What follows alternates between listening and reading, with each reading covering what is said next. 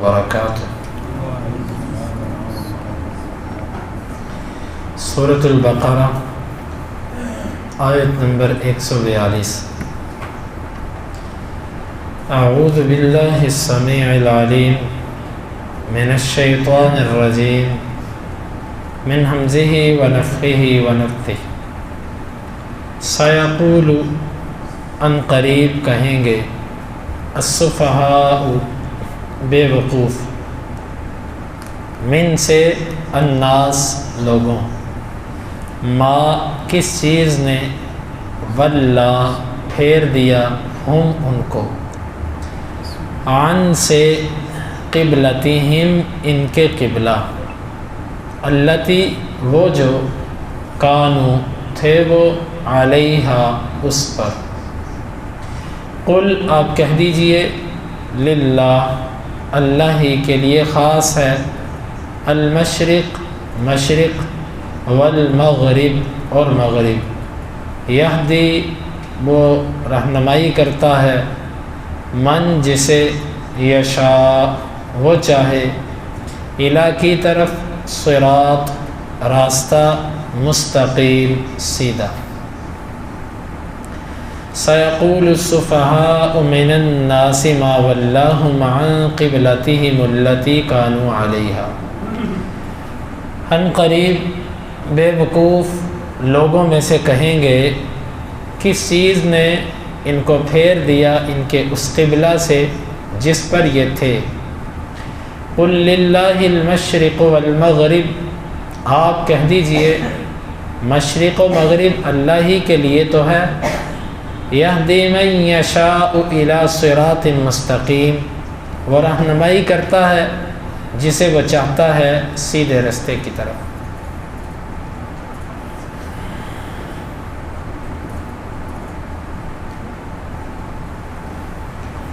یہ آیت مبارکہ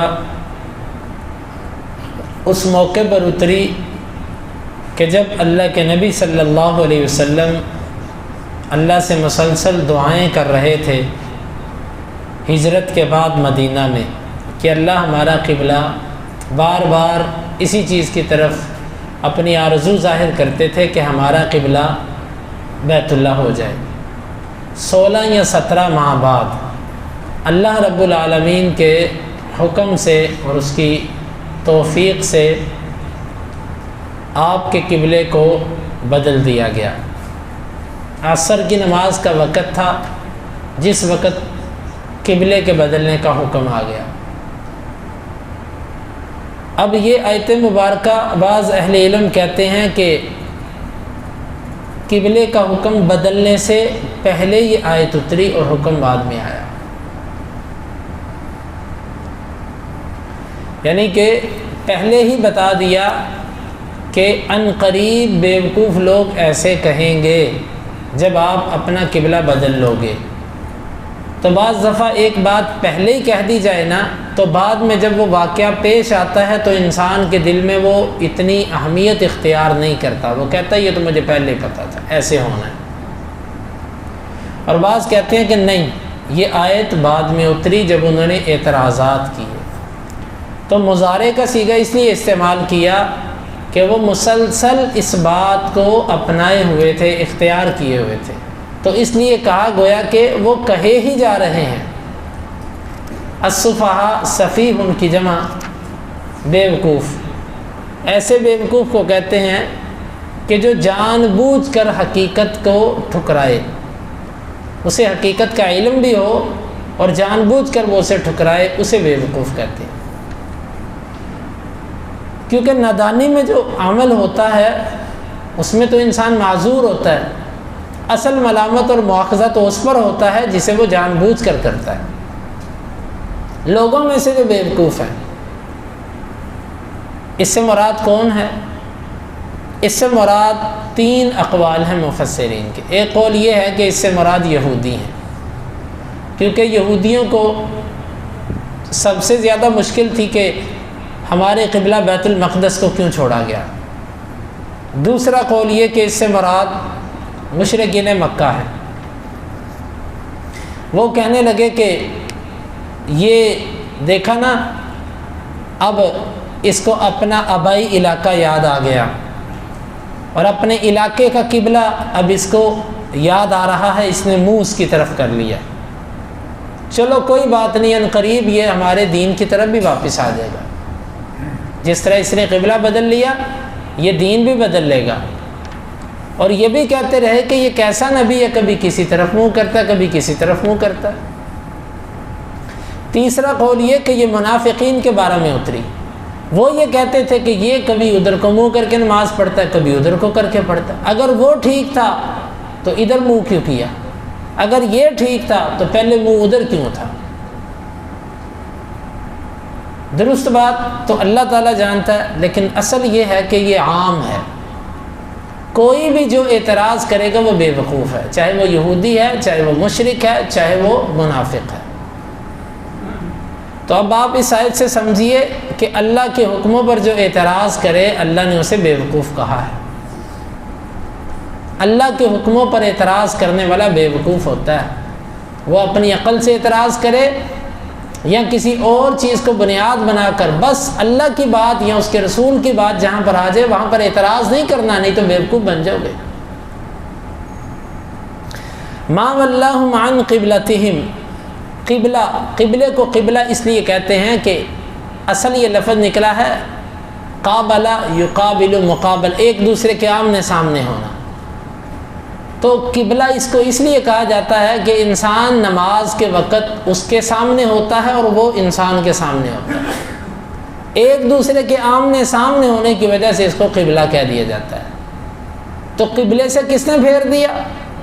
یہاں پر مراد بیت المقدس ہے، اور یہی آیت مبارکہ دلیل ہے حدیث کے حجت ہونے کی۔ ذرا توجہ سے سمجھیے گا اس نقطے کو۔ منکرین حدیث کو نہیں مانتے۔ اب سوال یہ پیدا ہوتا ہے کہ اگر تم حدیث کا سہارا نہیں لیتے تو بتاؤ، حدیث کے بغیر بتاؤ یہ کون سے قبلے سے پھیرا گیا؟ پورے قرآن میں نہیں لکھا ہوا کہ بیت المقدس سے پھیرا جا رہا ہے، پورے قرآن میں نہیں ہے یہ۔ وہ قبلہ کون سا تھا جس سے پھیرا گیا؟ تم یقیناً حدیث کی طرف جاؤ گے۔ تو یہ آیت مبارکہ منکرین حدیث کو پکڑنے کی ایک بڑی مضبوط دلیل ہے کہ بھئی تم قبلے کی وضاحت کرو، پورے قرآن میں قبلہ کون سا ہے جس سے پھیرا گیا۔ اگر تم کہتے ہو ہم تاریخ کا سہارا لیں گے تو تاریخ کا سہارا لینے سے بہتر نہیں ہے کہ تم حدیث کو مان لو۔ تاریخ کو تم مانتے ہو، حدیث کو نہیں مانتے۔ تاریخ تو بندوں کی لکھی ہوئی ہے، حدیث تو پھر میرے نبی کی بیان کی ہوئی بات ہے، تو تم بندوں کی بات لیتے ہو اور نبی کی بات نہیں لیتے۔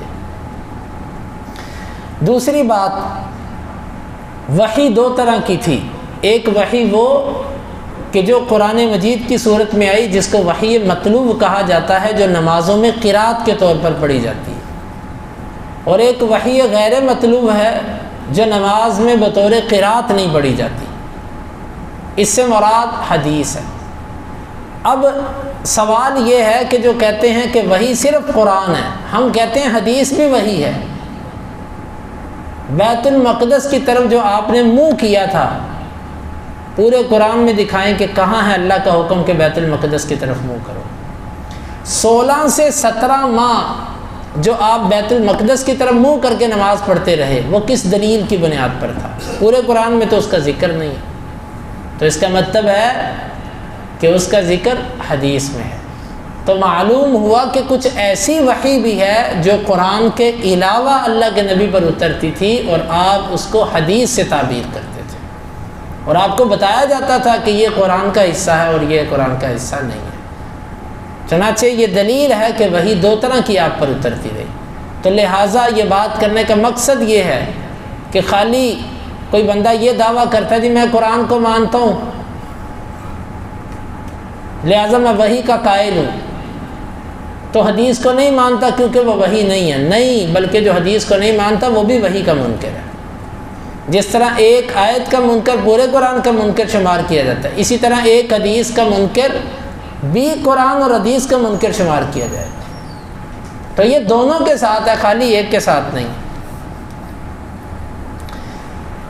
قل للہ المشرق والمغرب، آپ کہہ دو مشرق اور مغرب اللہ ہی کے لیے. مشرق اور مغرب کا ذکر اس لیے کیا کہ یہ دو ایسی جہتیں ہیں کہ جو لوگوں کے لیے بڑی آسان ہیں. ایک روشنی کے نکلنے کی اور دوسرا روشنی کے ڈوبنے کی جگہ ہوتی ہے. تو عام طور پر لوگوں کو زیادہ اسی کا ہی پتہ ہوتا ہے مشرق و مغرب. تو مشرق و مغرب کہہ کر ساری جہتیں مراد ہیں کہ ساری کی ساری جہتیں اللہ ہی کے لیے. مطلب اس بات کا یہ ہے کہ مشرق اور مغرب کی اپنی ذاتی کوئی حیثیت نہیں ہے. اصل حیثیت تو ہے اللہ کے حکم کی. اللہ جس طرف کہے اس طرف منہ کرنا ہے. چاہے مشرق ہو چاہے مغرب ہو, سب اللہ کا ہے. اللہ جدھر چاہے منہ کروا دے. تم کون ہوتے ہو اعتراض کرنے میں؟ تمہیں اختیار نہیں اعتراض کرنے کا. یہدی من یشاء الی صراط مستقیم, وہ جسے چاہتا ہے اسے سیدھے رستے کی طرف رہنمائی کر دیتا ہے. سیدھا رستہ, قبلہ بدل لینا یہاں پر یہ سیدھا رستہ تھا, اور یہ آسان نہیں ہے. اللہ جسے چاہتا ہے اسے ہدایت دیتا ہے. یہ بات حقیقت ہے. انسان جس چیز کا عادی ہوتا ہے نا, اس کو چھوڑنا بڑا مشکل ہوتا ہے. آج کئی لوگ وہ سمجھ چکے ہیں کہ قرآن اور حدیث کیا ہے, لیکن وہ باپ دادے کے طریقے پر چلتے ہوئے اپنے فرقے کو چھوڑنے کے لیے تیار نہیں. تو آپ سوچئے کہ جو فرقہ چھوڑا نہیں جا رہا, تو قبلے کو ایمانی قوت کے بغیر چھوڑنا کوئی آسان تھا؟ یہ بھی بڑا مشکل کام تھا, لیکن ایمانی قوت سے چھوڑ دیا انہوں نے. اللہ کا جدھر حکم ہوا ادھر کو پھر گئے. کئی لوگ ایسے ہیں وہ ضد پہ اڑ جاتے ہیں, جس طرح آج ہم کئی لوگوں کو دیکھتے ہیں کہ وہ محض صرف اور صرف اپنی ایک ضد پر اڑے ہوئے ہیں. پتہ ان کو ہے کہ ہمارا فرقہ غلط ہے, لیکن اس کے باوجود وہ اس پر اڑے ہوئے ہیں. تو یہ ہے آیت مبارکہ. باقی بعد والی آیات کا بھی اس کے ساتھ کچھ تعلق ہے. انشاءاللہ اس کی مزید وضاحت آئندہ درس کے اندر. اللہ تعالیٰ سے دعا ہے اللہ تعالیٰ ہمیں سمجھنے کی توفیق عطا فرمائے.